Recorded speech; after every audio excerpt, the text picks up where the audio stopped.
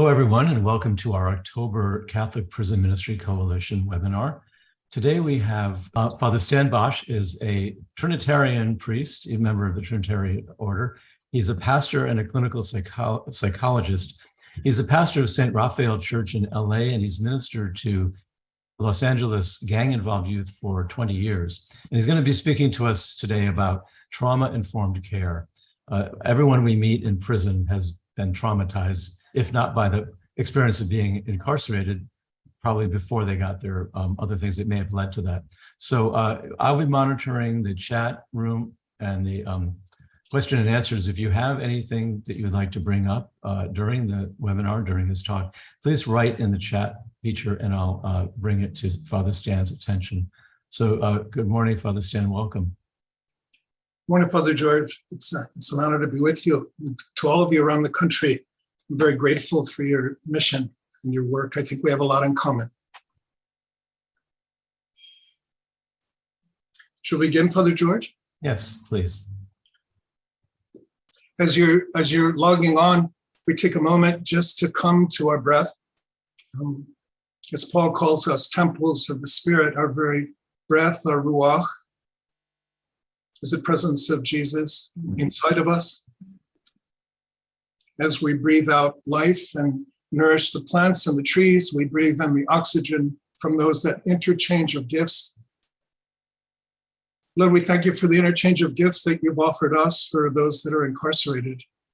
The gift of our lives, the gift of our mission, the gift of men and women and boys and girls that are in very difficult and sometimes desperate situations. We pray that we continue to be nourished by your love and one another, that we be instruments of healing, building bridges between broken hearts. And we thank you and we praise you. As Father, Son, and Holy Spirit, our God forever and ever. Amen. Welcome, brothers and sisters. I'm honored again to be with you. I'd like to share some images with you this morning, and I want to go very quickly, but Father George and Karen have promised that we'll get you a copy of this presentation very soon after. I'd like to start with images and metaphors that, Richard Rohr and others really believe that it's images that transform, as Jesus used parables. He didn't use concepts, and so images can transform us also. I believe at the heart of what we do, I believe is that first encounter between John Paul II and the Dalai Lama. Evidently, protocol called for their first 1 hour of encounter to be spent in silence, exchanging benevolent glances. Can you imagine looking the Dalai Lama, John Paul II, exchanging benevolent glances with those two for an hour in silence? And yet the image that I project onto you is I believe that's what you do with jail and prison and residents and those that are coming out in re-entry. Is simply without words is to exchange benevolent glances in life and of love as Jesus does with us, we do with one another. This was the title of the article that was written about that first encounter. I wonder if it doesn't apply to all of us. So a methodology for healing and a healing alliance, I really adopt this Socratic method, and it's part psychodynamic or therapeutic, clinical, but it simply is also the heart of what I believe in awakening faith in one another. If you remember the Socratic method, Socrates had this methodology not of teaching from the top down, but rather circular questioning. That the assumption for Socrates, and I believe an assumption that I bring to this service and to this mission, is not so much circular questioning, but rather the assumption that the answer is inside of another, the answer to their own healing. That for us simply to listen and exchange benevolent glances, I think it's the greatest gift that we give to one another. There's a story of a man who lived a long life, and as he went to the gates of paradise, the angel of the Lord came out and said, well, let me show you around paradise for a little bit. You can make a final and appropriate decision. And the man said, no, I don't want to make any more decisions. I've been making them all my life. I want to be here. I want to be with God forever. And she said, shut up and watch. So perhaps for the first time in his life, he shut his mouth and he opened his eyes. And he started to see things he had never seen before.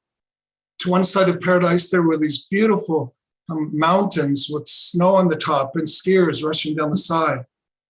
To the other side of paradise were these beautiful rippling cascades of mountain water with fish jumping and dancing for joy. And on the backside of paradise, there were these little children playing soccer in the alley. So the man said, "Oh, angel of God, I do want to be here. I want to be in paradise forever with the Lord."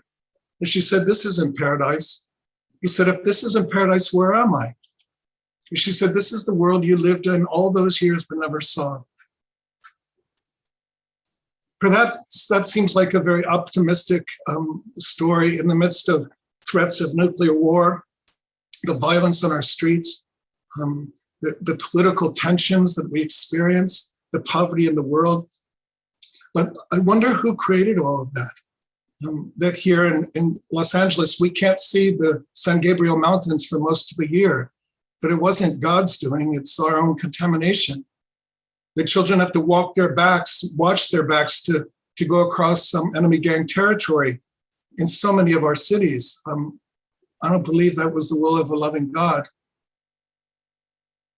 That I believe as our rivers are being contaminated in our oceans, again, if we could simply see with the eyes of wonder and reverence and awe, that in exchanging benevolent glances with those that we serve, I believe it's the hope. It really is a way of starting to see and then to act in a new and a creative way.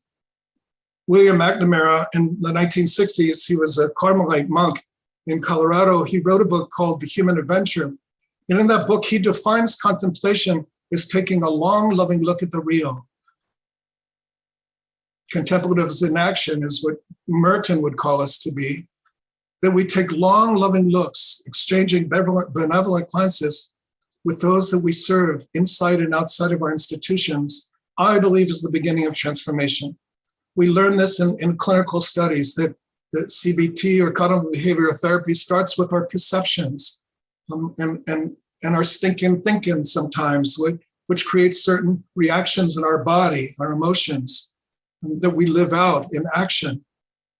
And so if we could simply reflect on how we see the world, probably many people critique us for what we do. Why would you be going inside? Why would you be spending all your time? That's a good question. And I think our testimony of what we see on the inside of people's hearts and lives can be transforming in our culture and our politics. It really is a psychodynamic approach, which means we look deeper, we go inside. Our challenge, I believe, is to listen to the pain. Alice Miller wrote a book called The Drama of the Gifted Child in the late 1980s. She was probably the first to start to study and to write about infant and childhood sexual abuse. And she has this little phrase in this beautiful book. I really recommend it, The Drama of the Gifted Child. It's very easy and powerful reading. She said, for emotional healing and transformation to happen from those who have been traumatized is based on the need to have a sympathetic witness to their pain. Might that be a job description for all of us, that we're called to be a sympathetic witness to the pain of another? I don't have the answers to the pain that I listen to every day, but simply the witnessing of that pain in the precious gift of another, in taking long, loving looks, exchanging benevolent glances. Even though I don't have the answer to the darkness and the pain, there's something transformative about that encounter. It's about examining not simply the behavior of ourselves and of others, but the pain behind the behavior. As with addiction, fighting not the substance, but the circumstances that lead someone to seek out that self-soothing. So taking long, loving looks at what's not being said, the underside. I guess you know what this is, right? I wish I could interact with you at this point, but most would recognize that it's an iceberg. When I was doing this in North Carolina with some psychologists and some law enforcement people, one lady said that, oh, it looks like a nasal passage under here. Another person said, which I didn't know, that an iceberg is fresh water in the midst of salt water. I didn't even realize that. But this is the image that the first to use it for the psyche, and you know the word psyche literally means soul in Greek, that this was an image that Sigmund Freud used, and then Carl Jung picked up on the image of our soul, of our very being. This is what we're allowed to see. This is what we can show other people. This is what Carl Jung would call the persona, that outward, like I'm a priest, I'm a psychotherapist. It doesn't say anything about who I am in the depths of my being. And this is the reality that's really manifested in so much of my attitudes, my points of view, my emotions, and my behaviors. This is another image from the point of view of Carl Jung, the tip of the iceberg, which would be our conscious awareness. But you know, there's evidence that 95 to 98% of my being, of my psyche, of my soul, is lived in the underneath, what he would call the shadow, which is not something negative, but rather the invitation to integrate all of this into a conscious awareness in the present moment. And as you know, that's what contemplative prayer is about. It is what we call in psychotherapy these days mindfulness, which literally is prayer.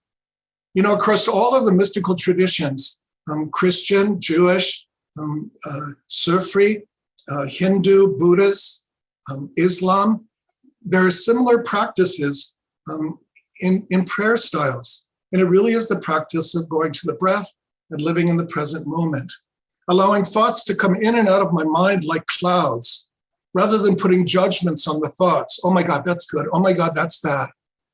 Well, we've learned that anxiety and depression really is in the erased memory in the cells of our body, but it's also a rush to the future. Oh my God, what's going to happen? What's not going to happen? It's a rush to the past. Why did this happen to me? That if I want to visit the future to plan, to visit the past to heal, but if I live there, I'm already dead. It's the practice of coming back to this present moment and awareness and allowing all of this to emerge in stillness, in silence, and in prayer, which aren't a lot of words, but rather just being present to the beloved. So up here are our thoughts and perceptions, our conscious awareness. Below the surface, the pre-conscious or subconscious that many call it, are the memories and the stored knowledge. This is really where our trauma is stored, which I'm going to define for you in a few moments. We store our fears, our phobias, our feelings, thoughts, urges, memories, the unpleasant and unacceptable feelings of pain, anxiety, and conflict down below. And Jung would call this level the collective unconscious, is what we share as human beings. And if we believe that we belong to the community of the saints, that we belong to one another into eternity and beyond what we can see. So I believe the invitation here is just to listen to what's not being said. Listen to what's deeper than what's happening on the behavioral or the conscious level. What's really going on inside? What is it we do? What is your purpose? Again, I go back to images and metaphors that help me with realizing what is it that I do? Perhaps in a word, simply as Stan, but also as a priest and as a psychotherapist. Part of my purpose is simply to be a part of a creative and a safe and a sacred space for another person to express who they are without having the answer to who they are, without giving them the words. There's a story of an older man that was next to this huge boulder in the middle of a park. And he was just staring at the boulder. A little boy walked by one day. He said, "What are you doing, old man?" And the man said, "You know, I'm contemplating the lion that is incarcerated inside of this marble, and I'm going to liberate it." The little boy went away disgusted, saying, "Oh, there's no lion in that rock. You must be senile." Well, the little boy went away, and he came back about 3 months later. In the place of that piece of molten rock, of that marble, there was the most magnificent sculpture, the most beautiful lion that he could ever imagine. He said, "I didn't realize, sir, you're an artist, that you liberated that lion from being incarcerated." And the old man smiled and he said, yeah, all I had to do was take long, loving looks at its possibility. All I had to do is offer benevolent glances to its possibilities. And then I had the image, and it was liberated before my eyes. That's a partial true story about the story of Michelangelo. You know, Michelangelo was called by all of the artists in northern Italy and southern Europe to come to the Academy in Florence, Italy. And there was a blemished pillar in the midst of the Academy. And they were invited simply to create a piece of art out of that blemished pillar. And Michelangelo was simply spending months contemplating its beauty, its possibilities. And then it was so easy, he just chipped away at everything that was keeping it incarcerated. I don't believe that we chip away physically at what keeps people incarcerated, but we chip away in the way that we see the system that incarcerates people, which is a system of racism and bias, which is a system not of justice.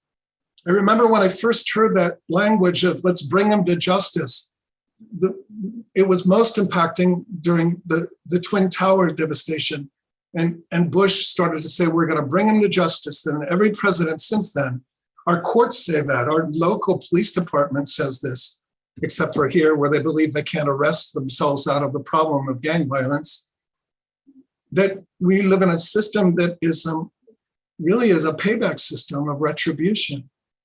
And yet biblical justice is about building bridges between broken hearts. Biblical justice, by way of Walter Burkhardt, who was a pastoral theologian, said that biblical justice is fidelity to the demands of a relationship. My brothers and sisters, I believe that you are that fidelity to the demands of a relationship, to be inside and outside with people walking who are hurting and in pain and in trauma and identifying with our own.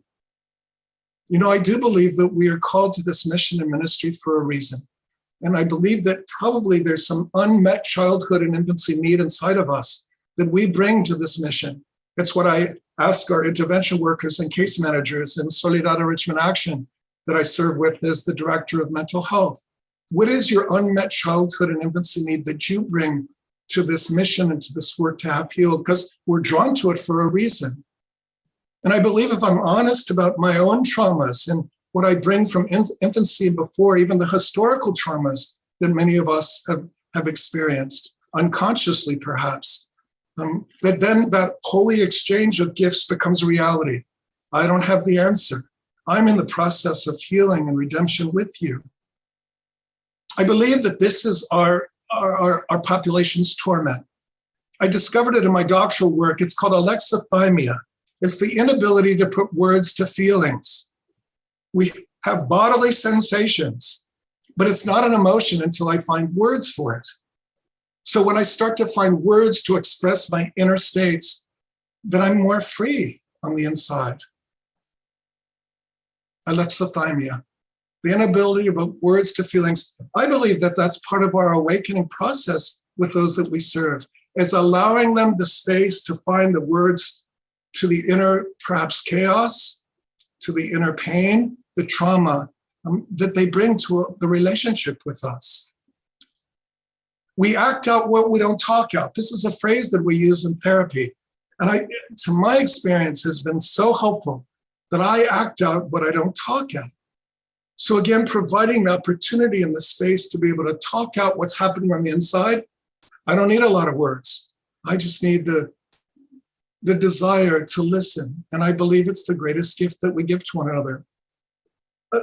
A very quick example is in group therapy a couple of months ago. I had gang members from different neighborhoods and different cultures in the same room. They would say, you know what, Father Stan, we can't even talk to one another outside of here.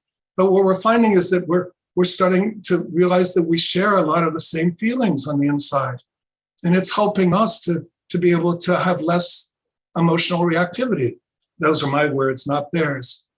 But at one point, this young girl came and after the first session, and I always ask at the end, what's a word that represents what you felt during this time?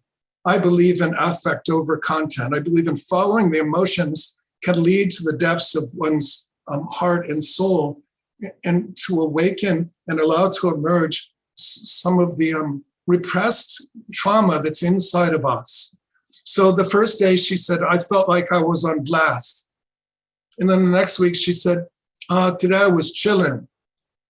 The next day she said, no, I felt I was tripping. And after about 2 months and asking, what did you feel during this time? She said, today I feel effervescent. I said, where did you get that word? She said, well, now that you're inviting us to find words that are expressing what's happening inside of us, I'm paying attention to literature and to reading and English, and I'm finding all of these words that are expressing what's happening on my insides. My brothers and sisters, I believe that that can save lives. Because again, we act out what we don't talk out. All of the violence that I experience on a daily level here in South LA, I believe it's from that repressed anger and hurt and rejection and trauma that gets dumped out on one another. As you know as well as I do, some words that can get you killed are, what are you looking at? Or where are you from? That we are that fragile as human persons that one look, one word, one phrase can get you killed. And I believe where we create these safe and sacred alliances, that it's allowing people to define what's happening inside. And I want to caution us against giving people their words. We have to discover it. Like if somebody's stuttering for their word, maybe we're just planting the seed in that space, in the anxiety of the silence, for them to discover what's happening on their insides. It feels like this for so many of the people that we serve, and perhaps ourselves also. So complex or developmental trauma, real quickly.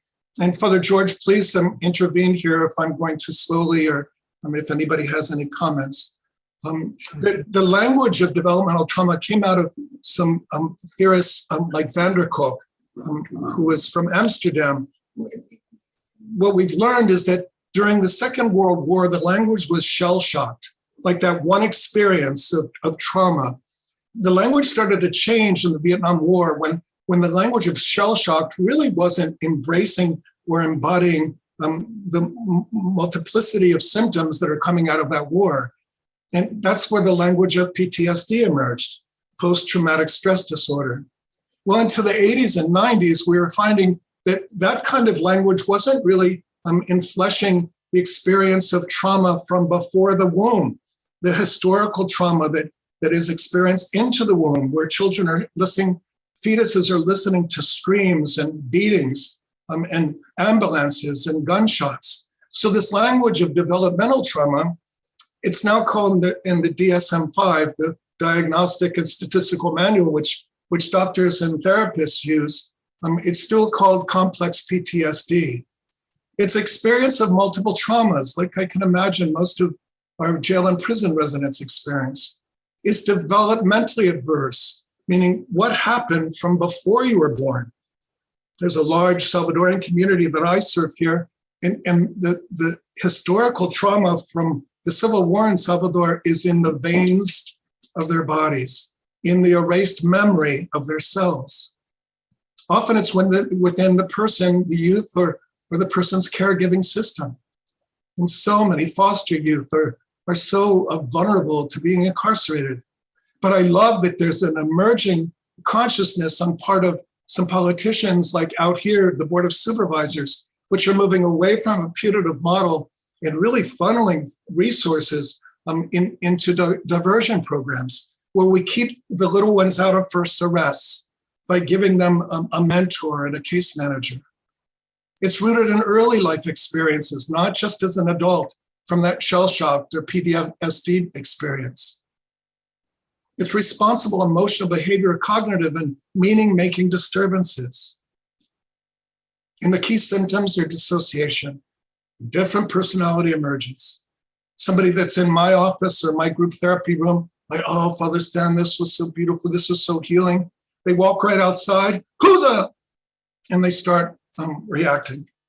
It's a dissociation. We all do it. I'm a personality when I'm celebrating Mass, and I'm very different than at happy hour with friends. But the difference is my dissociation is conscious. And when it's unconscious, it comes out in lots of ways. And again, the invitation here, it can be complex clinically, but simply allowing a person to talk about their experience. The depersonalization is it wasn't me. No, I didn't do it. We see it in the courts and we see it on the street. And there really is the belief that it was not me. From dissociation, I depersonalize it. I wasn't getting loaded on the street. I wasn't using crystal meth. And so we don't want to judge those experiences as we listen to them, but we want to allow people to talk about it. You ever feel like that? Anybody you serve feel like that? It's nothing personal. I don't like anybody. So many people on our streets are in such rage, especially with COVID, now with depression and anxiety. There's such indiscriminate killing here in South LA, as Father Guy, who's with us, knows. There used to be rules, but now it's indiscriminate. And we got to be careful how we drive or the gestures that we put up if somebody frustrates us, because we could get shot in the face. Complex trauma influences the deep layers of ourselves. We act to endanger ourselves. Not only difficulty in controlling urges and emotions, but entire events are removed from memory. We somatize, meaning we take on that repressed emotional energy and experience into our bodies. And we become sick and we become violent. We become dissociated. Trauma is not simply the story of something that happened back then. It's the current imprints of that pain, horror, and fear living inside of us. That's Van der Kolk. I was just with him a couple of weeks ago in a conference, and he's so insightful. If you ever had a chance to look at some of his YouTubes, and again, you're all going to get a copy of this presentation. He also believed and defined trauma as the inability to be present with what is in the here and now. The trauma pulls us out of the here and now into the there and then. It returns us to the repetitive re-experiences or reenactment of the past trauma. Healing trauma requires being present with what is in the moment. That's where our power is, I believe, as servants of Jesus. Simply to allow another to express their pain, becoming sympathetic witnesses to their pain. How are we doing, Father George? We're doing fine. Can I go another 15 minutes? Or? Absolutely, yeah. Already. Now, I know this is a lot, but I also would imagine that you all can identify with this and have been studying and reading to be in classes and courses. For us to renew our licenses to do therapy, we have to have at least 36 hours of continuing education units every 2 years. So I'm really a real advocate for us to study and to learn, because there's so much to discover and it brings insight. But even with a doctorate degree and a few master's degree, my assumption when I'm with somebody is I know nothing. I don't know their pain. I don't know their experience. But the greatest gift that I bring is to listen.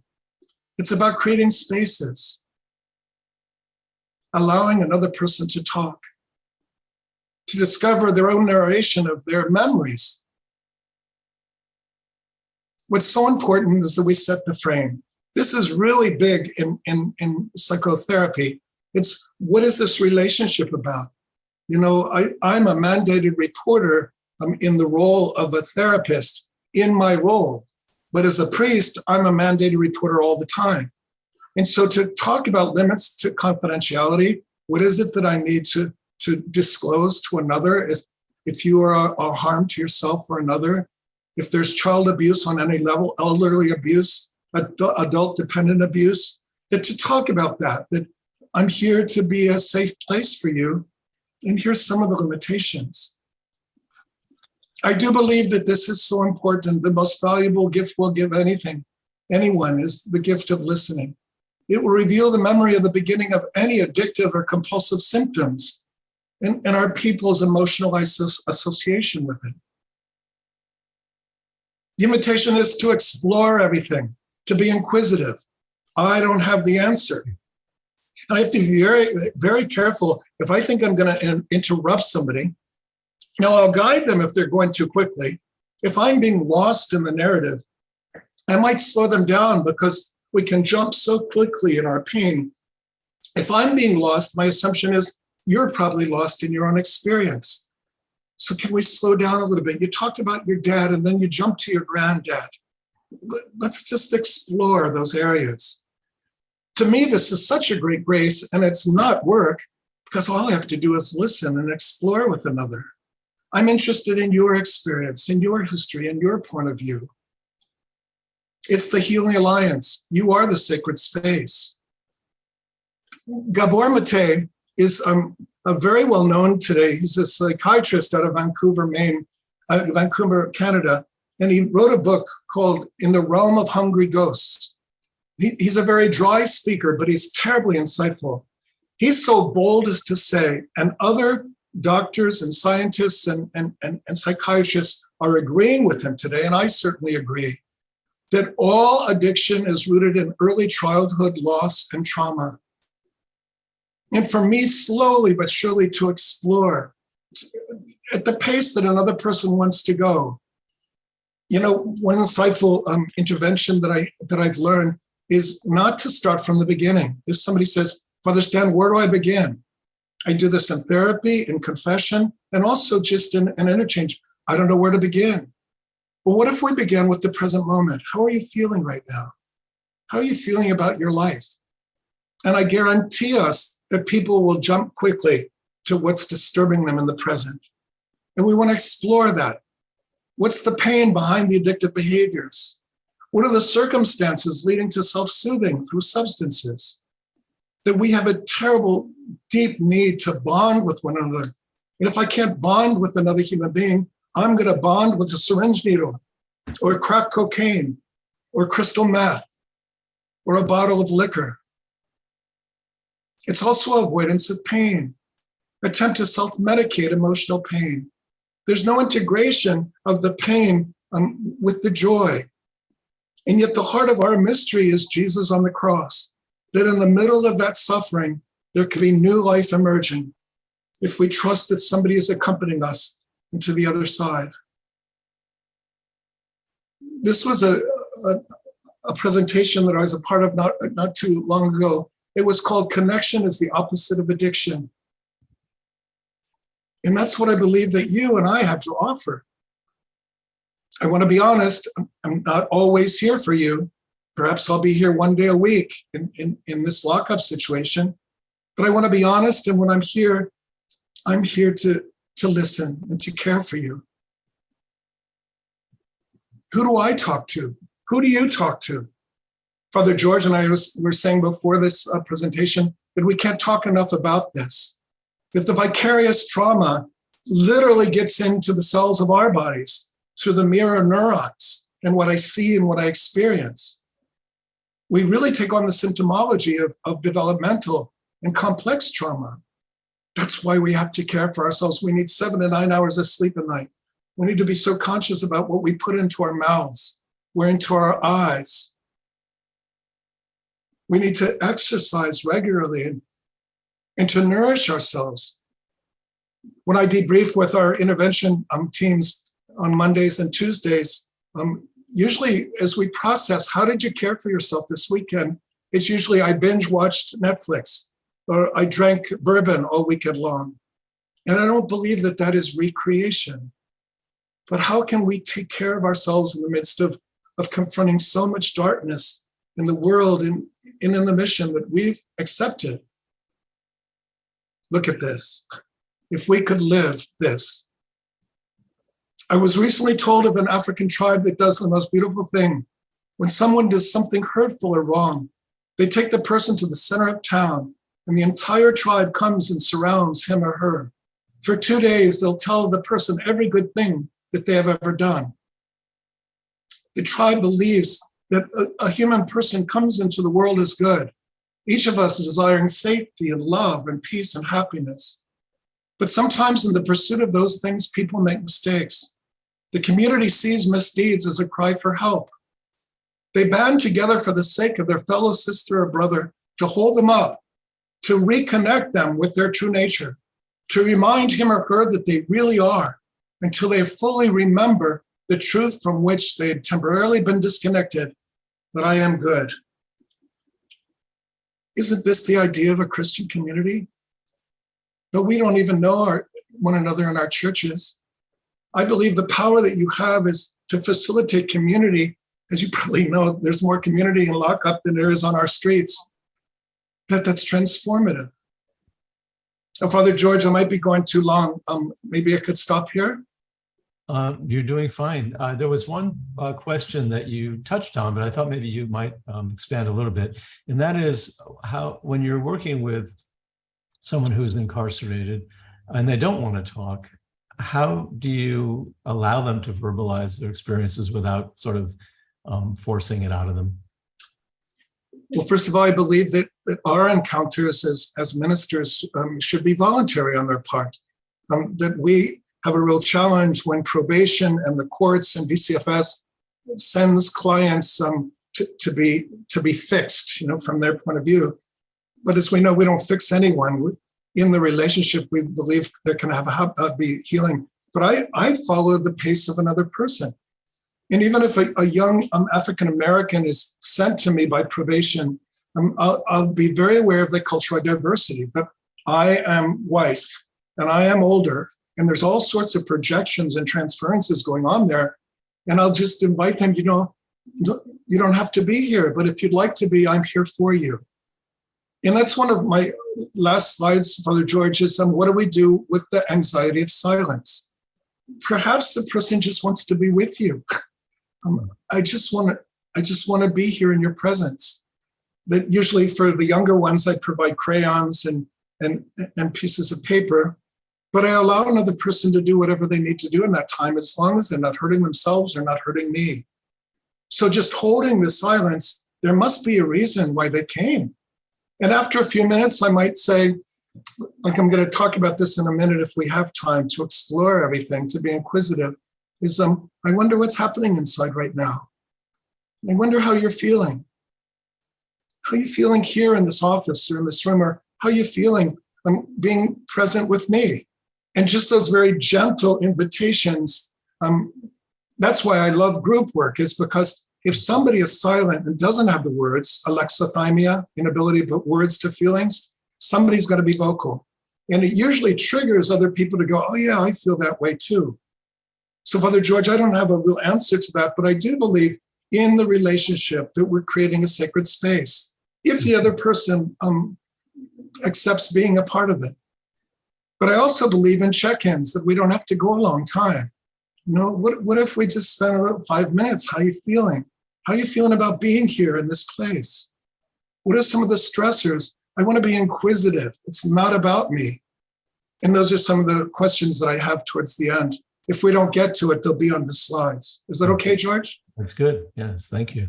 And we have plenty of time if you wanted to delve more into that area. All right. I wanted to show you this. I don't want to spend a lot of time, but in many of our works where we're funded by outside sources, that the pressure is the data collection.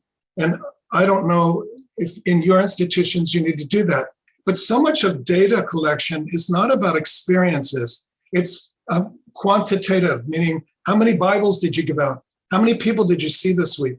How much time did you spend? But I've had a proclivity to create some, and this is based on good evidence in psychology, emotional criteria for qualitative measurement of healing. So I want to just mention these things as maybe for your own toolboxes to have in the back of your mind. Again, I won't explain them because there's not enough time, but I certainly will be available by internet. Increase in impulse control, that I'm a little bit more calm on the inside. An internal versus external locus of control, meaning I don't give my power away to you. What are you looking at? So I have to hurt you and kill you. But I'm more controlled by my own calmness on the inside. These are measures for what's happening in the relationship over time. Increased affect regulation. I'm angry, but I'm talking it out rather than acting it out.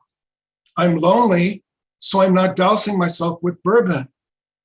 A decrease in alexithymia, increased capacity and an ease with naming my feelings.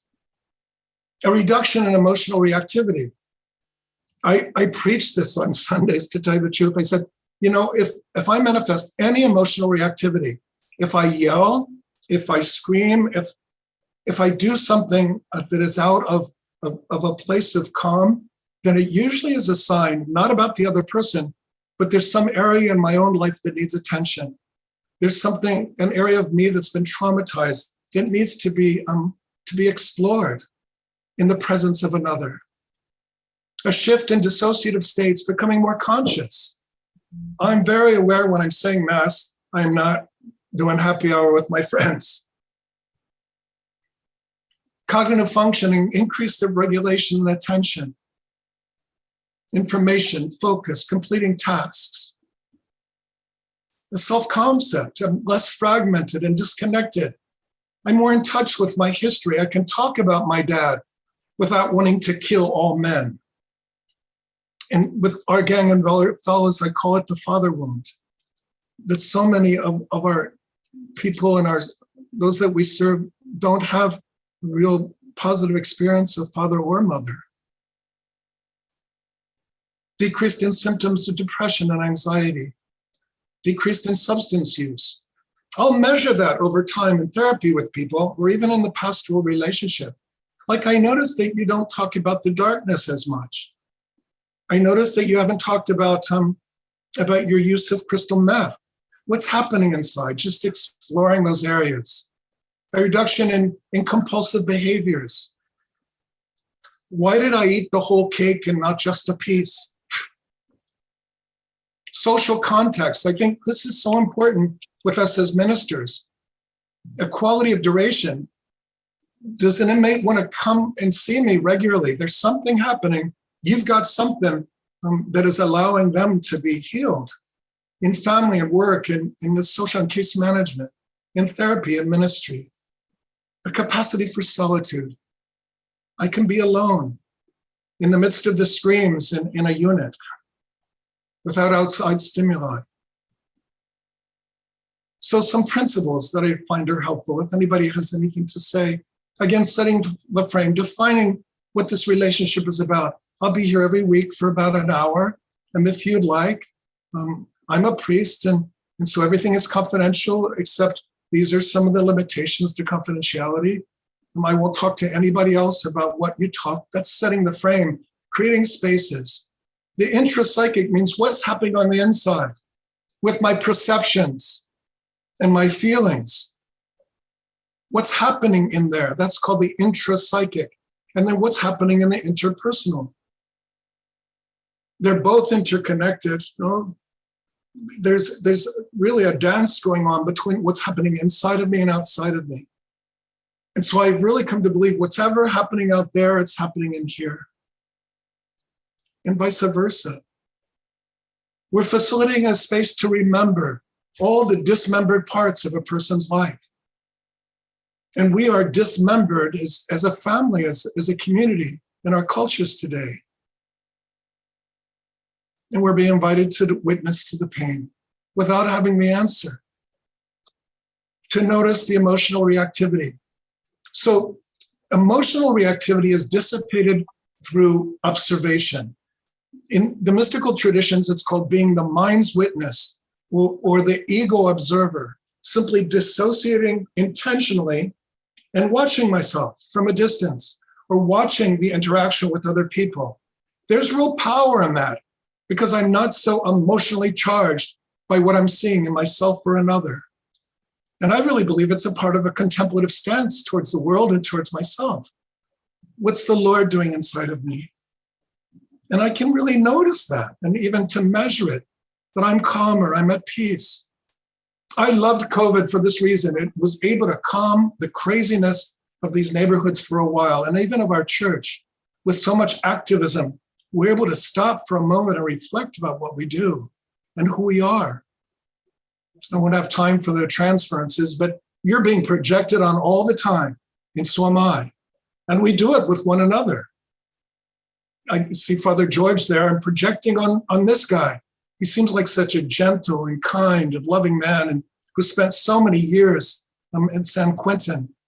And so I'm projecting parts of me onto him also, because I have those aspects also. The countertransference is how do I react to people dumping their stuff onto me? And simply being aware of that, we can use it. The invitation is to be open and active and present. It's affect over content.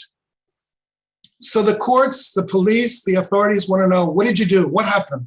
I want the facts.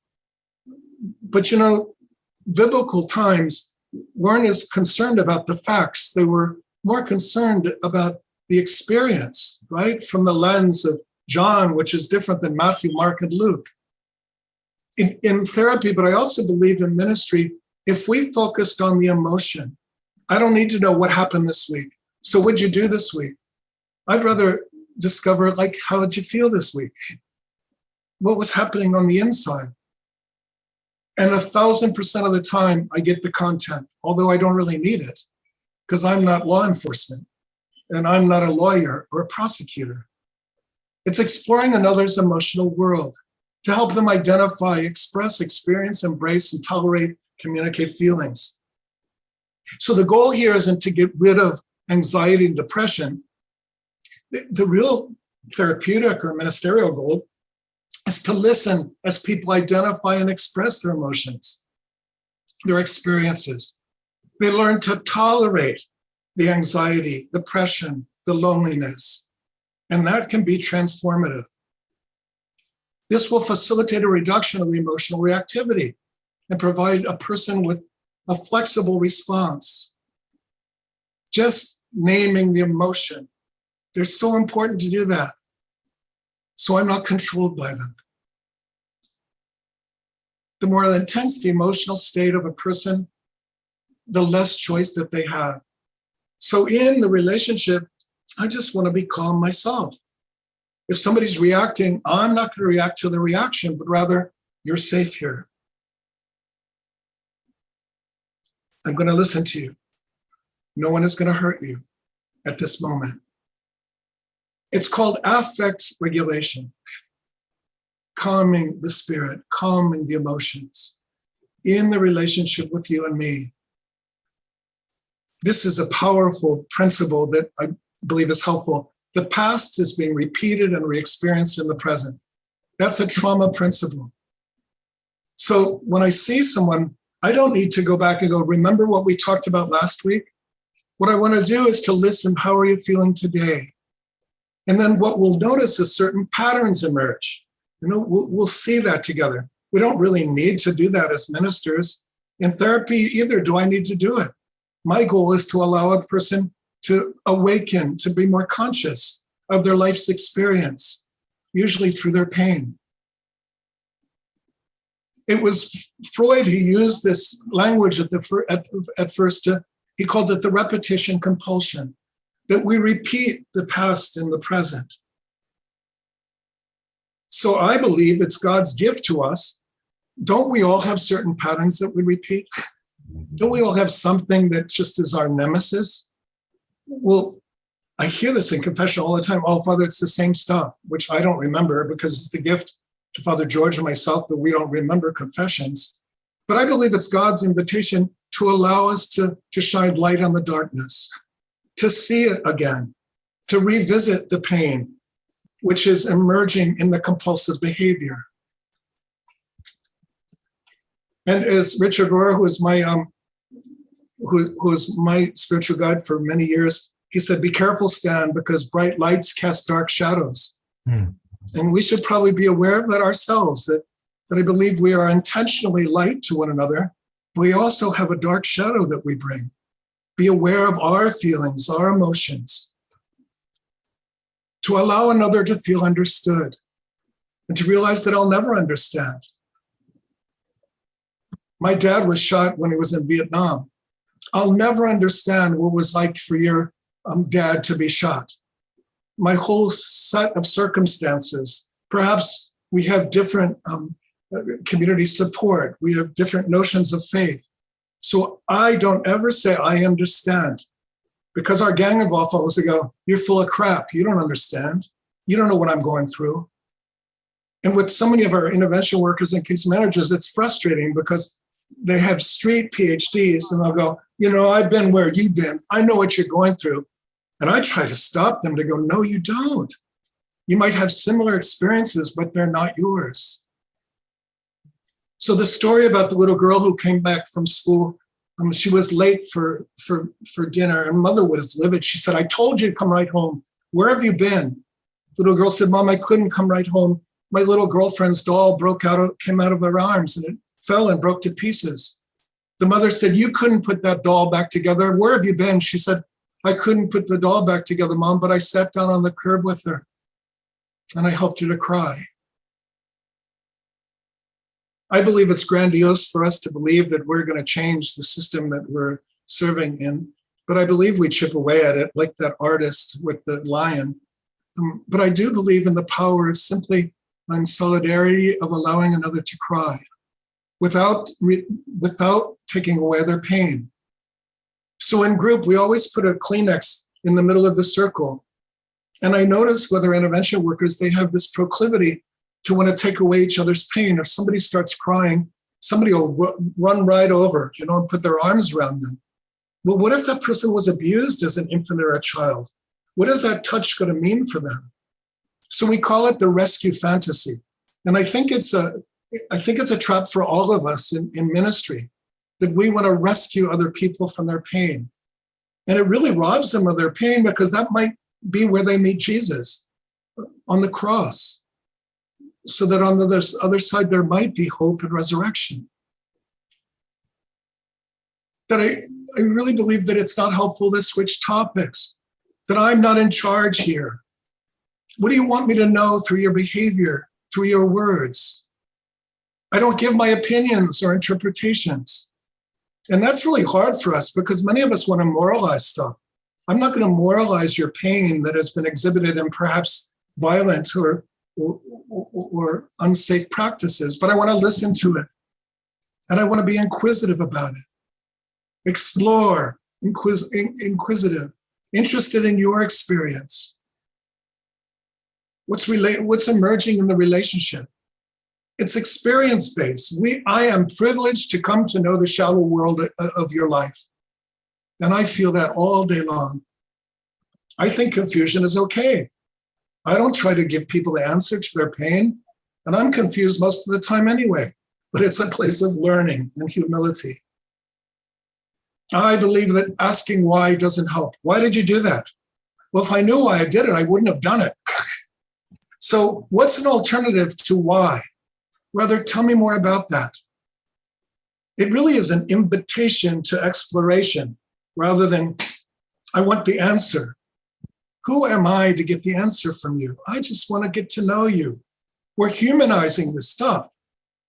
It's the incarnation right before our eyes. It's a process of discovering which has been covered over with layers of defenses. That's why I love therapy and having these clinical skills, is because I've learned to discover with people, not to tell them the moral road that they need to take. If I knew why I did something or felt a certain way, it wouldn't be an issue. So explore it with me. And here we go, Father George. What do you do with silence? Am I uncomfortable? Can I tolerate it? Silence can be a really sacred space. And if it goes for a long time, I might just say very gently, I wonder what's happening inside. Where'd you go? There's a young woman who's now married to her wife, who came to church the other week, and I used to see her 10 years ago in therapy. She would come in, she was sexually abused by a coach when she was 7 years old. She would come in on her phone and she would start texting. Well, I have a principle, if I'm giving you my time, this is your time, and I'm not going to interrupt it. So she would text, and then she would say something really profound. And then she'd go back to texting, and I would do some work on the computer. And then 10 minutes later, she'd say something else very profound. And we explored it. We went on and on like this for many sessions. When I saw her the other week, because I use her as an example a lot, I said, when you were texting with me all those years ago, I wonder what was happening. Was it because you were anxious? And she said, that's exactly what was happening. And what I was able to do is just write some stuff out that I was feeling on the inside, and then I could say it. So I think it's important that we're aware of what we do and how we respond to silence. I might simply say, oh, I noticed that you're really quiet. How are you feeling today? So, Father George? think Get out of here. yeah, that's a great place to wrap up. I would just maybe ask you one quick question in maybe a minute or two. We're talking about dealing with people who are incarcerated or in some way affected by the criminal justice system, who are traumatized. But as we know, everybody who walks into the prison experiences a form of trauma or vicarious trauma. Any suggestions for working with staff? These principles. Oh, my experience is that staff are the most traumatized, right? Because they're not getting paid enough. Well, maybe some of them get paid a lot, but in that routine of every day and the roles that they have to play, like folk that are guards, I can't believe how they do that. What I see in social workers is that they get hardened themselves. Mm-hmm. So I am as I attempt to be as present to our workers and to staff that are working in this field as I am to clients, because I believe in that interchange of gifts. Perhaps I'm going to awaken in somebody a sense of trust where they could talk to me about their pain. Yeah, thank you. How about you, Father George? What do you do? That's been my experience as well. Just being aware of the fact that we're dealing with human beings across the board, and to not fall into this sort of tribalism or feed into the us versus them, but to see everyone in a sense as struggling to find that place of freedom in their lives. Amen. On that note, it's time to end, and I have a couple of. Let me just say this: I believe we gotta not fall into the trap of being triangulated. When somebody's talking about somebody who's a guard or somebody on staff or somebody even in the unit, that we not bite into that, because we can exacerbate the violence in a person's heart. So absolutely, yes, thank you, and thank you again, Father Stan. The content of your talk today is extremely important. This will be recorded and it will be up on our website soon. George, I wonder if people could just write in the chat just a word that expresses how they felt during this hour. Sounds good. Thank you. And while they're doing that, we'll come back to that, but I just want to make a couple announcements. We have two more Catholic Prison Ministry Coalition town hall meetings this month, October 20th and October 27th. October 20th, and both of them are related to the issue of working with developmentally disabled people who are incarcerated. The October 20th town hall meeting will be at the usual time, 1 p.m. Eastern time. And that will be continuing the conversation again about developmentally disabled incarcerated people, focusing on hygiene and human sexuality. The following week is another town hall meeting, but it will be an evening event, which is unusual for our town halls. This one will be at 7 p.m. Eastern time. And again, it's dealing with relational development. Both of these town halls will be led by Deacon Larry Sutton. On Tuesday, November 1st, don't forget our big event, Reclaiming Wholeness, 7:30 p.m. Eastern time. We're looking forward to this. We had to postpone it because of the schedule of Cardinal Joseph Tobin, but he'll be able to be with us that night. So again, this information is on our website.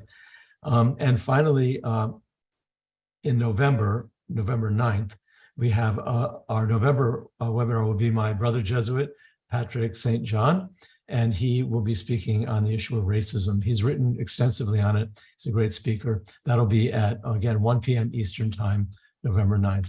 So the comments people are sharing have to do with gratitude and peace, appreciation of the message that you had for us, Father Stan. So again, I thank you and all of those who joined us today.